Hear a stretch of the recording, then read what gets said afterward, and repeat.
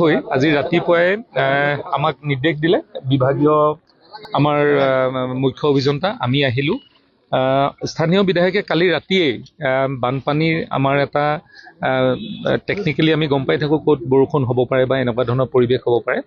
যোৱা ৰাতিয়ে 1টা বজাত তেওঁ ওলাই আহি পালেহি আৰু ৰাইজৰ লগত আছে। ইয়াতে যিটো সমস্যা এই সমস্যাটো এটা ফ্লেছ ফ্লাডৰ সমস্যা আৰু যিটো সমস্যা আমি দেখিছোঁ যে অৰুণাচলত ভয়ংকৰ বৰষুণ বা এনেধৰণৰ হ'লে ইয়াত বিপদৰ সন্মুখীন হোৱা যায়।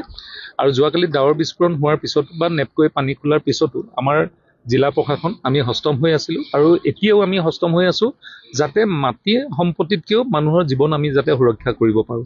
তাৰ বাবে আমি খুব কম সময়তে যিখিনি সিদ্ধান্ত ল'ব লাগে মাননীয় মুখ্যমন্ত্ৰী ডাঙৰীয়াৰ নিৰ্দেশত আমি কৰিলোঁ আৰু আমি আশা কৰিছোঁ যে আমি যিডোখৰ ভালনাৰেবল পইণ্ট আছে য'ত সম্ভাৱনা আছে তাৰ কাৰণে আমাৰ জিঅ' বেগৰ পৰা আৰম্ভ কৰি যিখিনি আমাৰ যাৱতীয় ব্যৱস্থা কৰিব লাগে আমি ৱাটাৰ ৰিচোৰ্চেছ বিভাগে গোটেইখিনি আমি ৰাখিছোঁ কৰি থৈছোঁ যাতে আমি যিকোনো সময়তে আমি তাৰ মোকাবিলা কৰিব পাৰিম।